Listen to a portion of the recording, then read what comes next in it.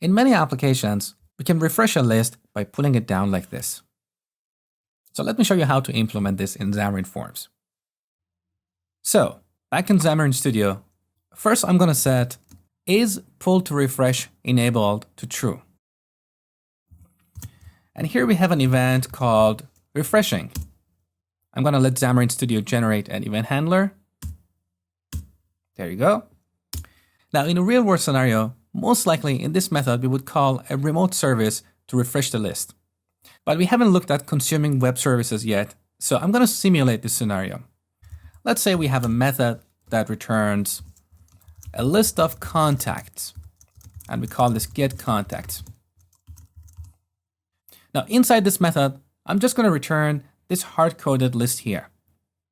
So I'm going to cut this code here and replace it with a call to getContacts method. Now here, return this hard-coded list. Again, this is just for simulation. In a real-world scenario, inside getContacts, we would make a call to a remote service. Now we can reuse this method getContacts inside handle underline refreshing. So to refresh the list, we would simply set listview.itemSource to getContacts again. Let's run the application and see what happens. So I'm going to pull down the list. Okay, we get an activity indicator on the top, but it does not disappear. To make it disappear, once we refresh the list, we should either set listview.isRefreshing to false, or call listview.endRefresh method. Now this endRefresh method internally sets isRefreshing to false. So which way you choose is a matter of personal preference.